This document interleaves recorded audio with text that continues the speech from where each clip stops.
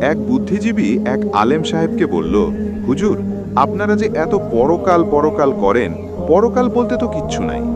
আলেম সাহেব বললেন, আচ্ছা তাই নাকি? বুদ্ধিজীবী বলল, হ্যাঁ। তখন আলেম সাহেব বললেন, আচ্ছা আমি যদি এখন বলি আপনার ব্লাড ক্যান্সার হয়েছে, আপনি কি বিশ্বাস করবেন? তখন বুদ্ধিজীবী বলল, আমারে কি পাগলে কামড়াইছে নাকি এ ফালতু কথা বিশ্বাস করব?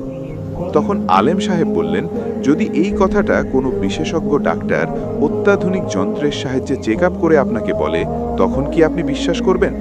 বুদ্ধিজীবী বলল, অবশ্যই বিশ্বাস করব।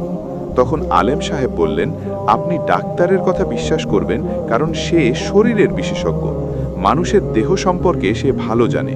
তাহলে আলেমদের কথা বিশ্বাস করেন না কেন? তারাও তো আসমানি কিতাবের বিশেষজ্ঞ।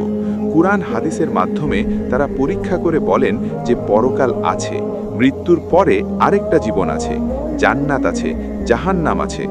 তখন বুদ্ধিজীবী তার বুদ্ধি খাটাইয়া বলল, হুজুর, আপনি ঠিকই বলছেন, আপনার কথা সত্য, পরকাল আছে আছে